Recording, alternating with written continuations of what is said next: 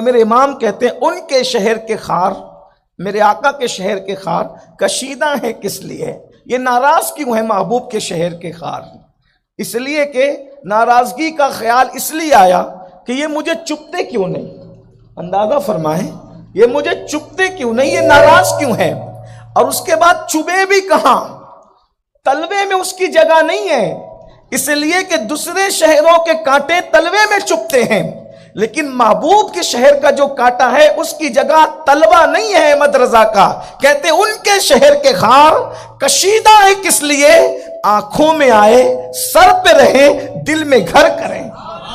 آنکھوں میں آئے سر پہ رہے دل میں گھر کریں۔ اب اس سے اندازہ کریں کہ جس کو نبی کے شہر کے کانٹوں سے اتنا پیار ہے، توجہ فرمائیں، جو نبی کے شہر کے کانٹوں سے اتنا پیار کرتا ہے کہ کہتا ہے آنکھوں میں آئے سر پہ رہیں دل میں گھر کریں۔ اندازہ فرمائیں، جب کانٹوں سے اتنا پیار ہے تو پھر وہ سیدہ کائنات جو رسول اللہ کی جان کی راحت ہے، ان کے لیے امام احمد رضا کے دل میں محبت کتنی ہو۔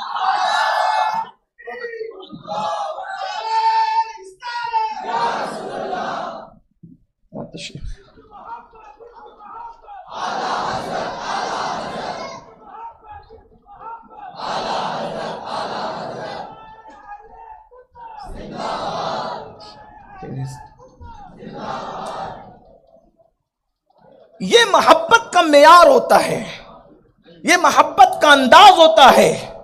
امام اہل سنت اب اہل البیت کی شان کس طرح بیان فرما رہے ہیں؟ فرماتے ہیں، عرض کرتے ہیں اس بارگاہ عالی جاہ کے اندر، کہتے ہیں کہ پارہائے صحف غنچہائے قدس، پارہائے صحف غنچہائے قدس، اہل بیت نبوت پہ لاکھوں سلام۔ یہ لوگ قدسی پھول ہیں، قدسی پھول، اور یہ صحیفوں کے پارے ہیں۔ کون؟ رسول اللہ کی اہل البیت۔ اور اس کے بعد پھر یہ اہل البیت ہیں کیا؟ تو مزید اس کی تشریح میں آگے شعر کہتے خون خیر الرسول سے ہے جن کا خمیر، ان کا خمیر رسول اللہ کے خون سے ہے۔ ارے سب اپنے اپنے باپ داداؤں کے خون سے پیدا ہوتے ہیں، اہل البیت کو اللہ نے محمد الرسول اللہ کے خون سے پیدا فرمایا ہے۔ خون خیر الرسول سے ہے جن کا خمیر، ان کی بے لوث تینت پہ لاکھوں سلام۔ اور یہ کون لوگ ہیں بے لوث جن کی تینت ہے؟ آب تطہیر سے جس میں پودے جمے، اس ریاض نجابت پہ لاکھوں سلام۔ اور جب خاص سیدہ کا ذکر آتا ہے، اللہ اکبر، یہ کون لوگ ہیں؟ کہاں رہتے ہیں؟ کس کے اثر میں رہتے ہیں؟ جو رسول اللہ کی شہزادی پر بھونک کر کہتے ہیں کہ حضور ان کو نہیں بچا سکتے۔ واللہ نبی کی شہزادی کی تو شان یہ ہے، اللہ اکبر، اللہ اکبر کہتے ہیں کہ سیدہ ظاہرہ طیبہ طاہرہ جان احمد کی راحت پہ لاکھوں سلام۔ رسول اللہ کی جان کی راحت کو سیدہ فاطمہ کہتے ہیں۔ لوگوں کو پتا کیا ہے سیدہ کی عظمت؟ میرے امام احمد رضا نے جہاں جہاں سیدہ کا ذکر کیا، اہل علم کے ساتھ اگر اہل عشق بھی اس محفل میں ہے، ان کی توجہ، میرے بھائیوں ہم تو ان کو اہمیت ہی نہیں دیتے۔ جو امت کا سب سے چھوٹا طبقہ ہے، وہ 2.5% لوگ جس کو امت کی زکوٰۃ سمجھ کر مال کے میل کے طور پر امت نے باہر کر دیا ہے، جن کی کوئی حیثیت ہی نہیں ہے۔ یہ تو اتنے بھی نہیں ہے جتنا آٹے میں نمک ہوتا ہے۔ ان کی حیثیت کیا ہے؟ سماعت اعظم کی عقیدے کی ترجمانی ہو رہی ہے کہ رسول اللہ کی شہزادی وہ ہے کہ جو رسول اللہ کی جان کی راحت ہے۔ اور بیٹی بچانے والوں، لوگوں کو بچانے اور پڑھانے کا خیال بعد میں آیا۔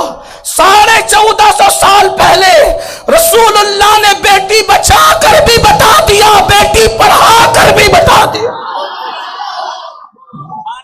لوگ 1450 پہنچتے ہیں، اسلام 1450 سال پہلے وہ کام کر چکا ہوتا ہے۔ ابھی آپ کی عقل کتنی ہے آپ کی؟ حضور کی شہزادی کی شان دیکھو، کہتے جس کا آنچل نہ دیکھا مہو میر نے، یا اہل سنت کا نظریہ ہے کہ جس کے سر کے دوپٹے کو کبھی چاند و سورج نے نہیں دیکھا۔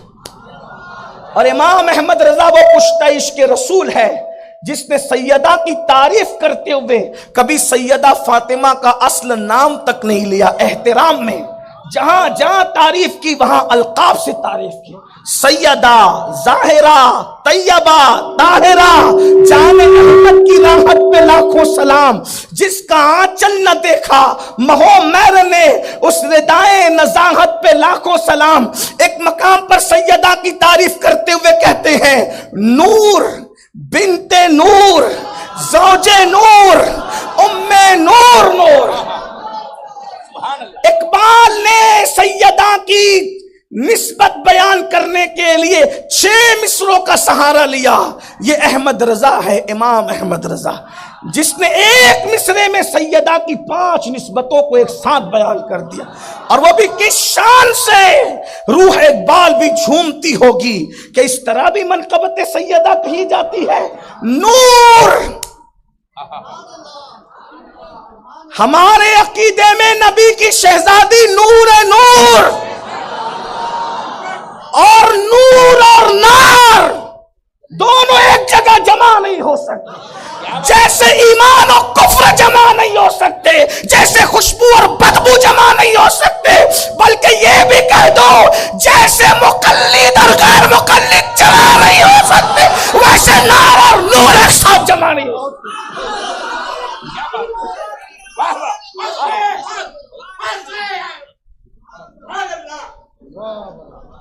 سنیوں میں آپ کو ایسے سننے نہیں دوں گا، آپ مجھے رسول اللہ کی شہزادی کا عنوان دیتے آل البیت کا، اور تیجے کی محفل کی طرح سنتے ہو، ایسا نہیں چلے گا۔ آپ کو سب کو میرے ساتھ شامل ہونا پڑے گا۔ اللہ اکبر۔ اور یاد رکھنا گلبرگہ والوں، اور جہاں تک لوگ دور قریب بیٹھ کے سن رہے ہیں، سنی دعوت اسلامی مسلک کو چھپا کر بات کرنے کی تحریک کا نام نہیں ہے۔ جب عمل پر حملہ ہوگا تو ہم عمل پہ محنت کریں گے، لیکن جب عقیدے پہ حملہ ہوگا تو ساری مصلحتوں کو پیروں تلے کچل کر کہتے ہیں میں وہ سنی ہوں جمیل قادری، مرنے کے بعد میرا لاشا بھی کہے گا صلاۃ۔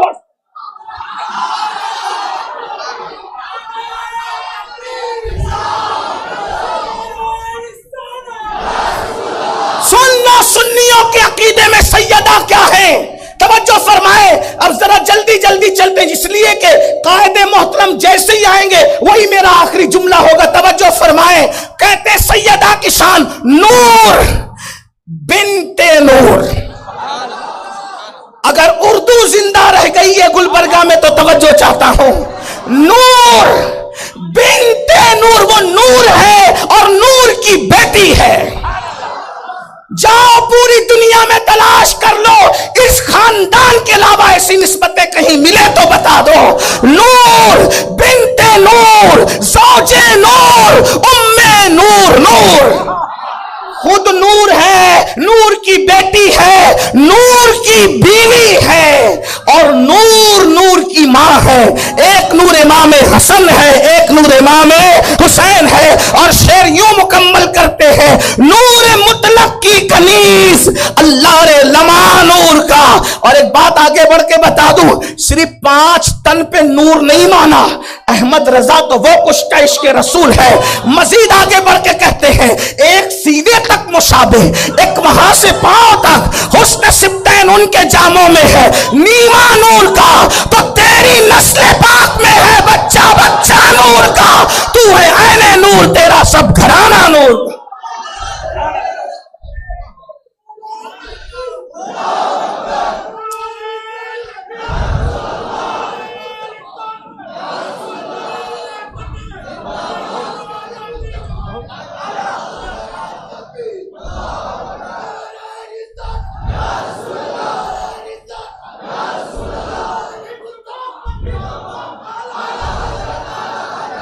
یہ سیدہ کی شان ہے. یہ تو میں نے شعر پڑھا اس لیے کہ جس طبقے سے بات ہو رہی ہے وہ شعر کو جانتی ہی نہیں ہے. تو لوگ یہ نہ کہہ دیں کہ شاعری کر کے چلا گیا. آئیے ذرا حدیث کی طرف بھی رخ کرتے ہیں. سیدہ کیا ہے؟ لوگ کہہ رہے لا اغنی عنکم من اللہ شیئا، میں اللہ کے مقابلے میں تمہاری کوئی مدد نہیں کر سکتا. او پس منظر تو دیکھ. حدیث سمجھنے کے لیے حدیث والے سے دل کا رشتہ جڑنا ضروری ہے، ورنہ قرآن پڑھ کر بھی لوگ مولا علی کو کافر کہتے تھے. کہتے تھے ان الحکم الا للہ، قرآن کہتا ہے اور علی تو حکم مانتا ہے. علی کافر ہو گیا. اور قرآن صحیح پڑھا، استدلال غلط کیا. حدیث صحیح پڑھا لیکن چونکہ حدیث والے کے لیے تیرا دل صاف نہیں ہے، اس لیے 2.5% والے ملا جی تو تشریح غلط کر گیا ہے. ہاں میں تیرے کام نہیں آ سکتا. ذرا میں تجھے بتاؤں، حدیث کی دنیا میں چل. حدیث دانی پہ اتنا ناز ہے تو ذرا بات کرے. اللہ اکبر، کس منہ سے نبی کا کلمہ پڑھتے ہو؟ کلمہ پڑھانے کا بھی احسان گیا. یہی ملا جی ہے لوگ جس وقت مدرسے کا جلسہ کرتے ہیں تو چندہ وصول کرنے کے لیے یہ کہتے ہیں اے حافظ جی 40 ایسے لوگوں کی شفاعت کر سکتا ہے جس پہ جہنم واجب ہو چکا ہو. اور تیرا حافظ جی جب 40 کو جنت میں لے جا سکتا ہے اور نبی اپنی بیٹی کو نہیں بخشوا سکتے، یہ کہاں کی الٹی لائے؟ میرا سوال ہے ان لوگوں سے، بتا دنیا کا سب سے پہلا حافظ قرآن کون ہے؟ حافظ جی 40. ارے یہ تو وہ قرآن والا ہے جس پر قرآن نازل ہوا. پہاڑ جس کا بوجھ نہیں اٹھا سکتا تھا. لو انزلنا هذا القرآن على جبل لرأيته خاشعا متصدعا من خشیت اللہ. اللہ فرماتا ہے اس قرآن کو اگر کسی پہاڑ پہ نازل کرتے تو پہاڑ ریزہ ریزہ ہو جاتا. لیکن یہ کس کے سینے نے اٹھایا؟ وہ فاطمہ کے بابا کا سینہ تھا جس نے قرآن کا بوجھ اٹھایا. آپ حافظ جی کے لیے ایمان لے آئے، حالانکہ پتہ نہیں وہ حافظ جی ایمان پہ بھی مرے گا کہ نہیں مرے گا. توجہ ہے آپ کی. ہمارے مدرسے میں بھی یہ بیان ہوتا ہے لیکن ہم مطلب پرست لوگ نہیں ہیں. ہاں ہم خانہ زاد غلام ہیں نبی اور آل نبی کے. توجہ فرمائیں. پھر کہ ارے یہاں تک بولتے ہو، شرم نہیں آتی؟ مسلمان کا کچا بچہ علماء بیٹھے پیچھے سب علم والے لوگ ہیں، میں تو طالب علم، میری کوئی شمار اور قطار میں ہی نہیں، لیکن ان کی جوتیاں سیدھی کر کے کہہ رہا ہوں. توجہ کریں. مسلمان کا کچا بچہ، کچے بچے کی کیا تشریح کروں، بس اتنا کہہ سکتا ہوں کہ ماں کے پیٹ میں نہیں بنا تھا اور گر گیا. اب یہ میری زبان حیا خاموش ہے کہ وہ کچا بچہ گرتا کہاں کہاں ہے لیکن ہے مسلمان کا. توجہ فرمائیں. کس کا بچہ ہے؟ مومن کا بچہ ہے. اور مومن کون ہے؟ ہمارے نزدیک مومن صرف وہی ہے. مولانا نے مومن کی تشریح کی، ذرا مجھ سے بھی مومن کی تشریح سن. کیا ہے مومن؟ مومن وہ ہے جو ان کی عزت پہ مرے دل سے. بس مومن وہی ہے. مومن وہ ہے جو ان کی عزت پہ مرے دل سے. یہ بھی میرے امام کی ادیبانہ ندرت ہے. کیا کہا؟ مومن وہ ہے جو ان کی عزت پہ مرے دل سے. کیا مطلب؟ دل سے نبی کی عزت پہ مرنے والا کون ہے؟ تو ادھر سے آواز آئے گی میں عزت نہیں کرتا. میں نے کہا بالکل کرتا ہے. کہا پھر کیسے کرتا؟ تو میں نے کہا وہ بھی آگے علاج ہے تیرا. تو بھی عزت کرتا ہے، ہم بھی کرتے ہیں. فرق کیا ہے؟ مومن وہ ہے جو ان کی عزت پہ مرے دل سے اور تعظیم بھی کرتا ہے، نجلی تو مرے دل سے. اسی کو احمد رضا کہتے ہیں. جن کا عرس منانے کے لیے آئے یہی احمد رضا ہے. اللہ اکبر. تو یہ عرض کر رہا تھا مومن کا کچا بچہ جس وقت گر جاتا ہے اس کی اللہ اکبر ابھی پورا جسم نہیں بنا، کچا بچہ گر گیا، حدیث پاک کا مفہوم ہے کہ وہ کچا بچہ اللہ سے جھگڑا کرے گا۔ کیا کرے گا؟ ملا جی ابھی آپ باب مدینۃ العلم سے تعلق پیدا کیجئے، اس لیے کہ آقا فرماتے ہیں انا مدینۃ العلم وعلی بابھا، میں علم کا شہر ہوں، علی اس کا دروازہ ہے، علم جس کو لینا ہے وہ دروازے سے آیا کرے۔ آپ نے علی مولا کو چھوڑا ہے نا، اس لیے آپ اس طرح کی آوارہ گردی کی باتیں کرتے ہیں۔ بلی کو خواب میں چچڑے ہی نظر آتے ہیں۔ ہاں میں کوئی غصے میں نہیں کہہ رہا ہوں، لیکن بات اصل ہے نا، توجہ کریں۔ مومن کا کچا بچہ اللہ سے جھگڑے کے الفاظ حدیث میں، مفتی صاحب قبلہ موجود ہے، یہ میرے بڑے بھائی حضرت علامہ رفیع الدین صاحب، بڑے عالم مفسر قرآن، شاعر، بیک وقت حافظ قرآن، الحمدللہ۔ توجہ فرمائیں، اللہ سے کیا کرے گا جھگڑا؟ یہ وہ جھگڑا نہیں ہے بھائیو جو دشمن میں ہوتا ہے، یہ وہ ہے جو محب اور محبوب میں ہوتا ہے۔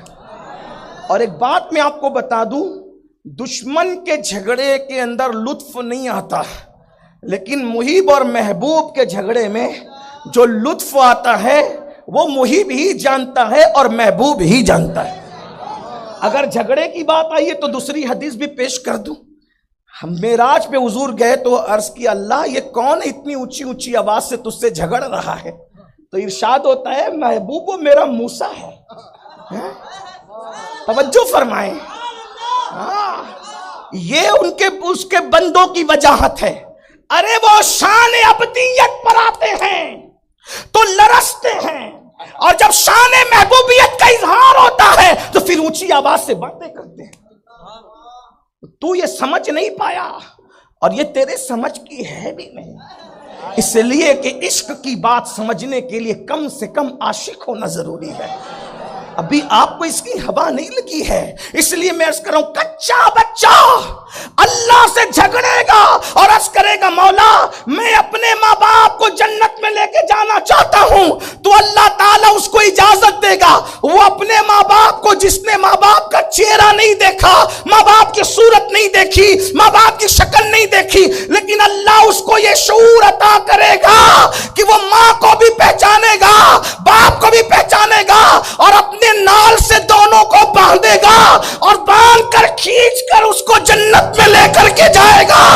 اور تو نے کلمہ پڑھا ہے اس کا تو خیال کر لے، ہندوستان میں رہتا ہے جب مومن کا کچا بچہ ماں باپ کو جنت میں لے کے جا سکتا ہے، نہ اس نے کلمہ پڑھا ہے، نہ اس نے نماز پڑھی ہے، نہ اس نے روزہ رکھا ہے، نہ اس نے حج کیا ہے، نہ اس نے زکات دیا ہے، ارے کچھ نہیں کیا ہے، مومن کا کچا بچہ ہے تو ماں باپ کو جنت میں لے کے جا رہا ہے۔ وہ جو خدا کا محبوب اعظم ہو، خلیفہ اعظم ہو، نائب مطلق ہو، وہ رسول اپنی بیٹی کو بخشوا نہیں سکتا۔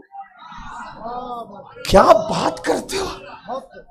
تم جیسے غداروں کی وجہ سے لوگوں کو کمرے میں بیٹھ کر رسول اللہ کو گالیاں دینے کا موقع ملتا ہے۔ راستے تو تم کھول رہے ہو نا بھائی، آپ کو اپنی بات کرنی چاہیے۔ اور پھر یہ تو ان کے بابا ہیں، بابا شافع یوم النشور، ہر قسم کی شفاعت ان کے لیے ثابت ہے، حتیٰ کہ ہم اہل سنت کے عقیدے میں وہ کافر کے لیے بھی عذاب کی کمی کی شفاعت کر سکتے ہیں۔ کافر کے لیے بھی، بہت بخاری پڑھتے ہو نا، بخاری میں یہ نظر نہیں آتا جو کافر کی عذاب میں بھی تخفیف کرا دے، ہے نا؟ بخاری میں ہے کہ نہیں روایت؟ میں کوئی نیا باب کھولنے نہیں آیا، لیکن بخاری میں روایت ہے کہ نہیں ہے؟ جس کو آپ کافر کہتے ہیں، کافر ہونے پہ تقریریں کرتے ہیں، کیا تخفیف عذاب کی روایت وہاں نہ ملی؟ تو جو کافر کے عذاب میں تخفیف کرانے کی شان رکھتا ہو، پھر اس کے شہزادی کے لیے یہ جملہ، کیا بات کرتے ہیں؟ ارے یہ تک حدیثوں میں موجود ہے، سیاح کی روایت کر رہا ہوں، سیاح میں بہت سیاستہ کرتا سیاح میں موجود ہے. کیا سنیے، حدیث پاک میں آیا ہے ایک جہنمی ایک جنتی پر سے گزرے گا تو کہے گا آپ مجھے پہچانتے ہیں؟ میں نے ایک بار آپ کو پانی پلایا تھا. توجہ ہے آپ کی؟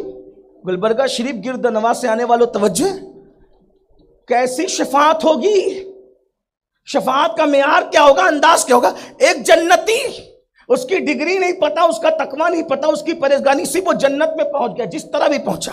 اس کے پاس ایک بندہ آ کے کہہ رہا ہے اس کے طرف سے گزرتے ہوئے، میں نے تجھے پانی پلایا تھا. وہ صرف پانی پلانے پہ اس کی شفاعت کرے گا کہ اس نے مجھے پانی پلایا تھا، یہ اس کی شفاعت بھی قبول کی جائے گی.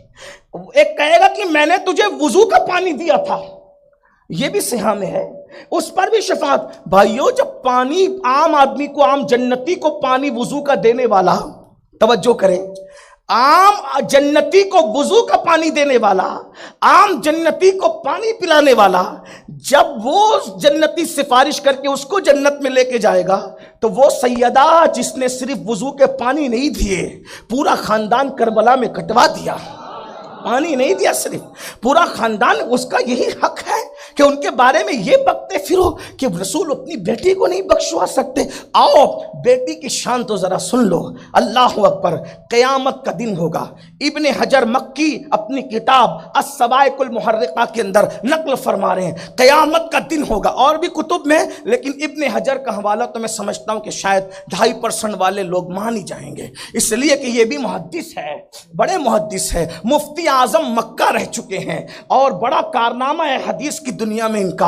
ابن حجر لکھتے ہیں کہ کیا ہے، اب ذرا سنو سیدہ کی شان کیا ہے. اللہ اکبر. میرے آقا فرماتے ہیں، اس کے راوی مولائے کائنات سید السادات سیدنا علی کرم اللہ تعالی وجہ الکریم ہے. فرماتے ہیں قیامت کا دن ہوگا. تم کہتے ہو نبی بخشوا نہیں سکتے، کسی کی بیٹی کی یہ شان ہو تو محشر میں بیان کر. اور یاد رکھنا ہم سیاح کی قید نہیں لگا رہے ہیں، اس لیے کہ ہم نے بخاری کا کلمہ نہیں پڑھا ہے، مسلم کا کلمہ نہیں پڑھا ہے، امام ترمذی کا کلمہ نہیں پڑھا ہے، ہم نے محمد الرسول اللہ کا کلمہ پڑھا ہے.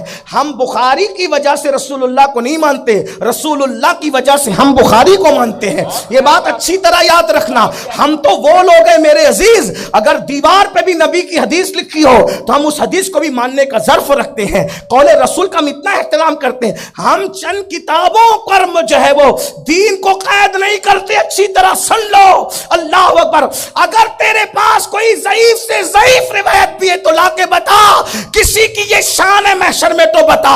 فرماتے اللہ اکبر کہ جب قیامت کا دن ہوگا اس دن عرش کے نیچے سے ندا آئے گی، محشر والو اپنی گردنوں کو جھکا لو، فاطمہ بنت محمد پلسرات سے گزر رہی ہے اور 70,000 حوروں کے جھرمٹ میں میرے نبی کی شہزادی حسنین کی پیاری امی جان 70,000 حوروں کے جھرمٹ میں پلسرات سے یوں گزرے گی. کیسے؟ ایسے جیسے بجلی کون جاتی ہے. کسی کے نام پہ محشر میں سر جھکے ہو تو بتا کون ہے وہ خاتون، بتاؤ کون. اس خاتون کے لیے بکتے ہو، کم سے کم کچھ تو خیال. جس نبی نے ماؤں کے قدموں کے نیچے جنت رکھ دی، بے غیر تو اس کی شہزادی کے لیے ایسی باتیں کرتے ہو ایسی. اور پھر حضور نے کیا فرمایا؟ فاطمہ تو بدعت منی، وہ میرے جگر کا ٹکڑا ہے، جزو رسول ہے وہ. آئیے اللہ کے رسول علیہ السلام نے صرف یہ نہیں فرمایا لا اغنی عنکم من اللہ شیئا، صرف یہ نہیں فرمایا. ذرا کیا فرمایا؟ وہ تو مکے میں کہا. اور ابھی میں آپ کے سامنے آخری میں تھوڑا اصول حدیث پر کچھ اشارہ دے کر کے گزروں گا، لیکن پہلے سنیں حضور نے کیا کیا فرمایا. یہ سب مدینہ منورہ کی باتیں ہیں، وہ مکے کی بات ہے، یہ مدینہ منورہ کی بات ہے. آقا کریم صلی اللہ علیہ وآلہ وسلم فرماتے ہیں لوگ میری اہل بیت کو تانا دیتے ہیں کہ قیامت کے اندر میرا نسب کام نہیں آئے گا. یاد رکھنا نسب کسی کا کام نہیں آئے گا. ہمارا عقیدہ ہے نسب کسی کا کام نہیں آئے گا، لیکن حضور علیہ السلام نے یہ وضاحت فرما دی.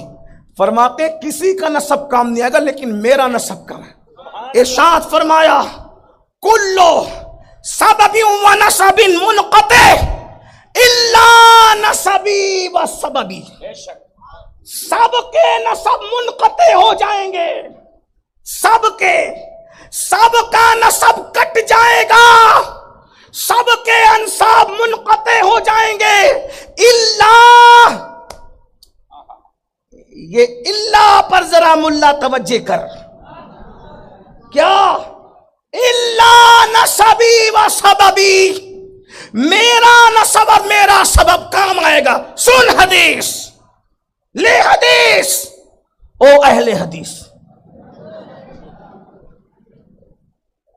نہ تم صدمے ہمیں دیتے نہ ہم فریاد یوں کرتے۔ گلبرگہ شریف میں کیا کہیں بھی میں نے یہ باتیں نہیں کی ایسے؟ ہم تو صوفیہ کے غلام امن والے لوگ ہیں، مگر یاد رکھنا جس دن ہمارے آقاؤں پہ بھونکا جائے گا ہم رعایت نہیں کرتے، ہم ایسی مصلحت کو آگ لگاتے ہیں جس میں ہمارے آقاؤں کی عظمت داؤ پہ لگ جائے، اور وہ بھی رسول اللہ کی شہزادی، رسول اللہ کی شہزادی۔ آؤ نسب کیسے کام آتا ہے، خود حضور علیہ السلام کی حدیث مرفوع ہے، اللہ کے رسول علیہ السلام نے فرمایا کہ میں نے دیکھا کہ جعفر طیار پروں کے ساتھ، چونکہ حضرت جعفر کے بازو کٹ گئے تھے تو سونے کے پروں کے ساتھ فرشتوں کے ساتھ جنت میں اڑ رہے تھے۔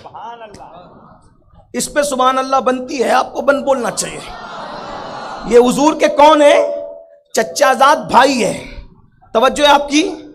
ہاں، جعفر طیار ان کا لقب باد شہادت ہے، ان کا لقب باد شہادت طیار ہے، شہادت سے پہلے یہ صرف جعفر ہیں، ٹھیک؟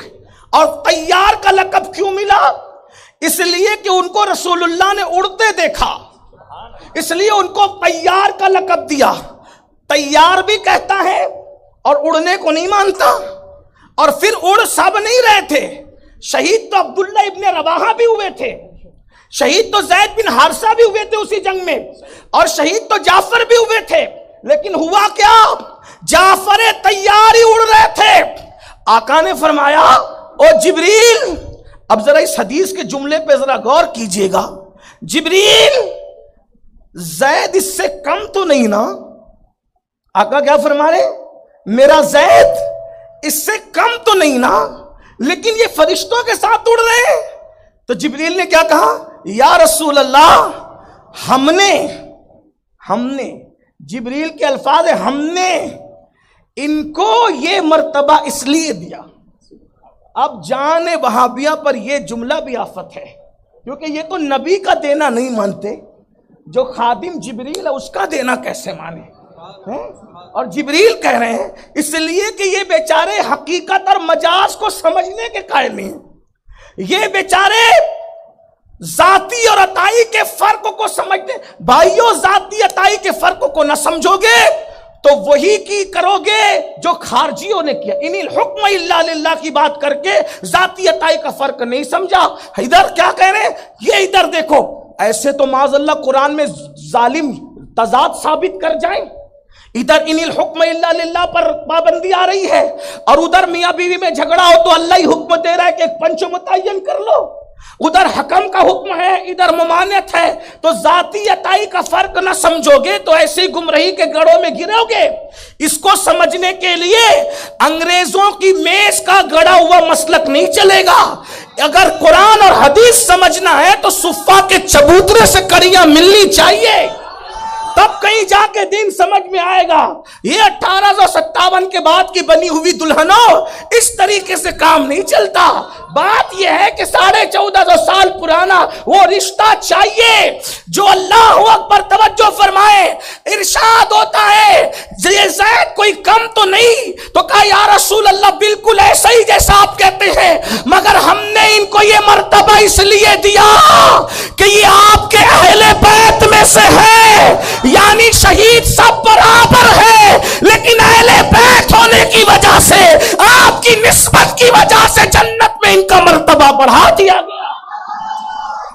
اب توجہ کریں، جعفر جس مقام کے اہل بیت ہیں اس میں، اور سیدہ جس مقام کی اہل بیت کے مقام پر فائز، اس میں کتنا؟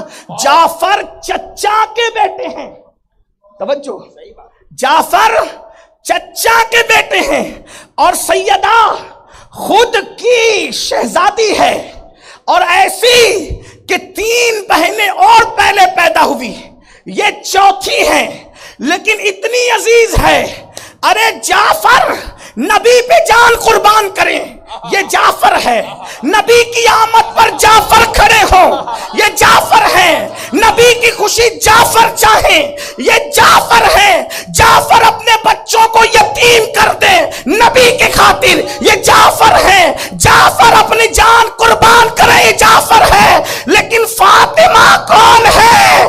جعفر نبی کی رضا چاہتے ہیں، نبی فاطمہ الزہرا کی رضا چاہتے ہیں، جعفر نبی کے لیے کھڑے ہوتے ہیں، نبی فاطمہ الزہرا کے لیے کھڑے ہو کے کہتے ہیں فدا کی امی و ابی یا فاطمہ، فاطمہ تجھ پر میرے ماں باپ قربان ہو جائیں۔ جعفر اپنا گھر نبی کی خوشی کے لیے لٹا دے، اور نبی اپنا بیٹا ابراہیم سیدہ کی خوشی پہ قربان کر۔ کیا فرق ہے؟ اس شہزادی کے لیے کہا جاتا ہے تیرے کام نہ آ سکوں گا۔ تو نے کس کا کلمہ پڑھا ہے پہلے تجھے اس کا خیال ہونا چاہیے۔ ارے تو اگر حضرت موسیٰ کا بھی کلمہ پڑھتا تو وہ بھی اس مقام پر نہیں تھے جو مقام پہ تو میرے نبی کو لا کے کھڑا کرنا چاہتا۔ حالانکہ کلیم اور حبیب برابر نہیں ہے، لیکن شان کلیمی بھی سن لے۔ اگر شان حبیب سمجھنا تو کم سے کم کلیم کو دیکھ لے۔ ایک بوڑھی عورت ہے، بڑھیا، حضرت موسیٰ مصر سے ہجرت کر رہے ہیں، حضرت یوسف کی وصیت یاد دلائی جاتی ہے کہ جب بھی بنی اسرائیل مصر سے جائیں گے، مصر میں پہلے آنے والا اولاد یعقوب سے کون ہے؟ جب سر کے اوپر سے جائے تو چپ رہنا، کوئی بات نہ کہنا، سمجھ میں آئے تو کچھ کہنا پڑے گا۔ سب سے پہلے بنی اسرائیل میں یا اولاد یعقوب میں مصر کون آیا؟ حضرت یوسف علیہ السلام، ٹھیک ہے۔ پھر بعد میں سب کو بلایا اور اتنے بڑھ گئے حکومت کی، بعد میں پھر بنی اسرائیل کا کردار صحیح نہیں تھا تو حکومت ختم ہوئی، فرعون مسلط ہو، جانا بھی پڑا۔ حضرت یوسف علیہ السلام جانتے تھے ایک دن جائیں گے، تو حضرت یوسف علیہ السلام نے وصیت کی تھی کیا؟ جب بھی بنی اسرائیل مصر سے جائیں تو میرا تابوت ساتھ لے کے جائیں اور مجھے وہاں دفن کریں جہاں میرے آبا آرام کر رہے ہیں۔ اس سے پتا چلا نبی مر کر مٹی میں نہیں ملتا، جو مٹی میں مل جائے اس کا تابوت کیسے لے جاؤ گے، ہے نا؟ یہ کس کا عقیدہ ہے؟ یوسف صدیق کا، مجھے لے کے جانا۔ اور پھر آپ علماء سے پوچھیں، حضرت یوسف کو جہاں دفن کیا گیا تھا وہ زمین نہیں تھی، وہ دریا تھا جہاں سے پورے مصر میں پانی پھیلتا تھا اور پہنچتا تھا۔ اور حضرت یوسف کو کا خیال آیا حضرت موسیٰ کو کہ مجھے تو لے جانا ہے تابوت یوسف علیہ السلام۔ تو حضرت یوسف نے فرمایا تم میں کون ہے جو تابوت موسیٰ کا پتہ جانتا ہے؟ ایک بڑھیا تھی، بڈھی عورت، اس نے کہا میں جانتی ہوں، میں بتاؤں گی، لیکن شرط ہے میری دو روایتیں ہیں، وہ بھی پڑھ دوں گا، اس کو بھی پڑھ دوں گا تاکہ دونوں سمجھ میں آ جائے۔ توجہ، میں ایک طالب علم آدمی ہوں بھائیو، ہمیں تو دعویٰ ہی نہیں ہے اہل حدیث ہونے کا، ہم تو اہل سنت ہے۔ ہاں، آپ کو ایک بات بتاؤں، ان حضرات کو اہل حدیث ہونے کا اتنا دعویٰ ہے کہ نہیں، ابھی ہمارے جانے کے بعد کیا کہیں گے بتائیں، ہم نے تو حدیث پڑھی تھی۔ تو ایک حدیث مجھ سے بھی سن لے آگے، ابو داؤد کی حدیث ہے، گلبرگہ اور شریف والوں ان کو پکڑ کے کہو ہندوستان میں اس پہ عمل کر کے دکھا اگر سچا ہے تو۔ میں کوئی غلط بات نہیں کہوں گا، لیکن میرے جذبات اس وقت بے قابو ہوا چاہتے ہیں کیونکہ سیدہ فاطمہ الزہرا کی بے ادبی کی گئی۔ ہم تو حدیث پڑھ رہے تھے، حدیث صحیح ہے، ہمیں کوئی انکار نہیں ہے، لیکن ایک بات کہوں، ابو داؤد شریف کی حدیث ہے کتاب الطہارت کے اندر، کیا ہے؟ آقا علیہ السلام ارشاد فرماتے ہیں کہ کعبے کی طرف رخ کر کے اور کعبے کی طرف پیٹ کر کے پیشاب پاخانہ مت کرنا۔ توجہ ہے، غور کرنا، احمد رضا امام کے عرس میں ایسی بات ہو سکتی ہے، کیا بات؟ ہاں، اس لیے کہ وہ علم والے آدمی تھے تو تھوڑی سی علمی بات ہونی چاہیے نا۔ ہاں، اگرچہ میرا تعلق ادھر سے تھوڑا علم کی دنیا سے تھوڑا کم ہے، لیکن چونکہ پیچھے پورا درسگاہ پوری بیٹھی ہوئی ہے نا، تو تھوڑا فیضان مل رہا ہے، تو میں یہ بات کہنے کی ہمت کر رہا ہوں۔ غلطی کروں گا تو مفتی صاحب ادھر سے ہیں، علامہ صاحب ادھر سے ہیں، پورا دارالفتہ پیچھے ہے، انشاءاللہ اصلاح ہو جائے گی۔ ابو داؤد شریف کی حدیث ہے، کعبے کی طرف رخ کر کے اور پیٹ کر کے پیشاب پاخانہ مت کرنا۔ اگر پیشاب پاخانہ کرنا ہے یا تو مشرق کی طرف رخ کر کے کرو یا تو مغرب کی طرف رخ کر کے کرو۔ یہ حدیث ہے کہ نہیں ہے؟ اب اہل حدیثوں کو اتنی چلچلاہٹ ہے حدیث پہ عمل کرنے کی، تو میں ان سے کہنا یہ چاہتا ہوں کہ ہندوستان میں اس حدیث پہ عمل کر کے دکھا۔ وجہ، اس حدیث پر انڈیا میں عمل ہو ہی نہیں سکتا۔ کیوں نہیں ہو سکتا؟ اس لیے کہ آقا علیہ السلام کیا فرما رہے؟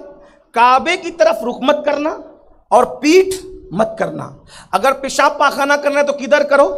یا تو مشرق کی طرف یا تو مغرب کی طرف، ہے نا؟ یہ حدیث ہے کہ اگر حدیث نہ ہوئی، اللہ کی قسم اٹھا کے کہتا ہوں آج کے بعد کبھی اہل حدیثوں کا نام زبان پہ نہیں لاؤں گا، لیکن اگر یہ حدیث ہے تو پھر اس پر عمل کر کے بتاؤ۔ حدیث پڑھنے کا شوق، ہم نے تو حدیث پڑھی تو ہم بھی حدیث پڑھ رہے ہیں، اور پھر یہ کوئی نزہت المجالس کی حدیث نہیں پڑھ رہا ہوں کہ تم میرا مذاق اڑاؤ بعد میں۔ تمہیں تو بڑا شوق ہے نا حدیث دانی کا۔ ہاں، یہ امام ابو داؤد نقل کر رہے ہیں، اور پھر کتاب الطہارت میں بالکل پہلے صفحے پر ہیں، بہت اندر ڈھونڈنے کی ضرورت نہیں ہے، آپ کو بہت زیادہ گھمنڈ ہے۔ یہ بات اگر ہم لوگ سر نیچا کر کے چلتے ہیں تو اس کا مطلب یہ نہیں ہے کہ ہم حدیث نہیں جانتے۔ ہمارے ایک معیار ہے، پھلدار ٹہنیاں جھک کر کے رہتی ہے۔ ہاں، یہ بات اچھی طرح یاد رکھنا، ورنہ ہم بھی منہ میں زبان رکھتے ہیں، ہم بھی منہ میں زبان رکھتے ہیں، ورنہ کیا بات کر نہیں آتی۔ یہ بات اچھی نہیں ہے۔ ہوش کے ناخن لو، اور جو ان کے چکر میں حدیث کے نام پر، ان سے کہتا ہوں ہوش کے ناخن لو۔ کیا فرمایا؟ مشرق اور مغرب کی طرف رخ کر کے پیشاب پاخانہ کرو، کعبے کی طرف رخ کر کے مت کرو۔ مطلب کیا؟ ارے ہم اگر کعبے کی طرف رخ نہیں کرتے تو مشرق کی طرف رخ کریں گے تو کعبے کی طرف پیٹھ ہوگی، اور مغرب کی طرف رخ کریں گے تو کعبے کی طرف چہرہ ہوگا۔ تو کیا انڈیا میں اس حدیث پہ عمل ہو سکتا ہے؟ لیکن کیا یہ حدیث میں لکھا ہوا ہے کہ اس پر انڈیا میں عمل نہیں ہو سکتا؟ یہ ہے نوٹ میں، اللہ کے رسول نے بیان، حضور نے تو مطلق بیان کیا، لیکن ہر ذی شعور اچھی طرح جانتا ہے کہ یہ حدیث انڈیا پاکستان کے لیے نہیں ہے، یہ حدیث مدینہ منورہ کے لیے ہے، کیونکہ مدینہ منورہ میں قبلہ جنوب کی طرف ہے، قبلہ جنوب کی طرف ہے، وہاں اس حدیث پہ عمل ہو سکتا ہے، اور جگہ نہیں ہو سکتا۔ تو اب اگر کوئی آ کر کے ہمیں حدیث کی دھونس دے، یاد رکھنا باب مدینۃ العلم سے تار جڑتے ہیں ہمارے۔ ہاں، ہر ایک بات میں کہتے ہو تم کہ تو کیا ہے، تم ہی کہو کہ یہ انداز گفتگو کیا ہے، کیا بات کرتے؟ سنو، سیدہ کائنات مخدومہ کائنات، اگر بخاری کی بات کرتے ہو پھر بخاری لو۔ آقا فرماتے ہیں میں نے اپنی بیٹی کا نام فاطمہ اس لیے رکھا کہ فاطمہ پر اور اس کی اولاد پر اور اس سے محبت کرنے والوں پر اللہ نے جہنم کی آگ کو حرام فرما دیا ہے۔ ایک حدیث سن لیجئے یہ کہ فاطمہ پر بھی جہنم حرام ہے، اور جو اس سے محبت کرے ان پہ بھی جہنم حرام ہے۔ اندازہ فرمایا، اور ایک مقام پر فرمایا کہ فاطمہ نے اپنی حرمت پر ایسی نظر رکھی کہ اللہ نے فاطمہ پر اور قیامت تک اس کی اولاد پر جہنم کی آگ کو حرام فرما دیا۔ اس لیے یہاں ایک مسئلہ سن لے، فتاوی رضویہ سیدی اعلیٰ حضرت لکھتے ہیں، اسی لیے جو عند اللہ سادات ہیں، دکن میں تھوڑا سا عند اللہ کی تشریح نہیں کر سکوں گا، لیکن یہ ضرور کہتا ہوں جو عند اللہ سادات ہیں ان پر جہنم کی آگ حرام ہے، اور جو صرف عند الناس ہے ان کے معاملے میں ہم کچھ نہیں کہتے، لیکن جو عند اللہ ہے، اب آپ سوچیں گے کہ سب بتا دیا، یہ نہیں بتایا، تو میں اس کو اپنے ایک جملے میں بتا دوں۔ عند اللہ اور عند الناس کا مطلب کیا؟